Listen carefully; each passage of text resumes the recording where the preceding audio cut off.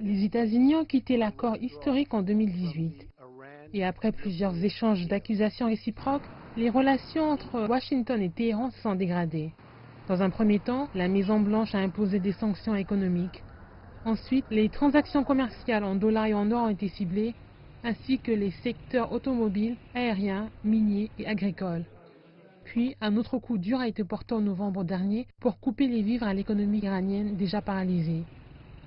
Un embargo total sur le pétrole iranien a été décrété et les exemptions ont été supprimées.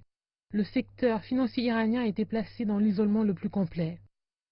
Les sanctions se sont ensuite étendues à l'arène militaire. En avril dernier, les États-Unis ont désigné les gardiens de la révolution iranienne comme organisation terroriste étrangère. En juin, l'Iran a abattu un drone militaire américain.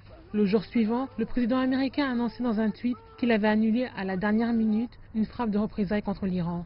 Tout cela est survenu à un moment où le Pentagone déployait des navires de guerre, des hélicoptères armés et des troupes dans le golfe Persique. L'Iran a toutefois refusé de démordre et en mai dernier, il a décidé de suspendre certains engagements dans le cadre de l'accord.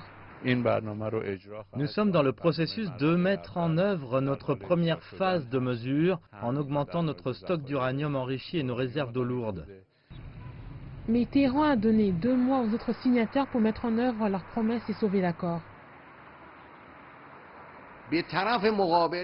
Si les Européens viennent à la table des négociations d'ici 60 jours et que nous concluons un accord, et s'ils veulent protéger nos intérêts principaux, notamment dans les secteurs pétroliers et bancaires, nous reviendrons à l'accord.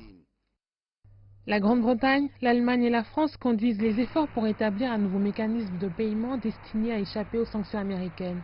Mais cette bonne volonté a été entachée par l'arraisonnement d'un pétrolier iranien par la marine britannique plus tôt ce mois-ci.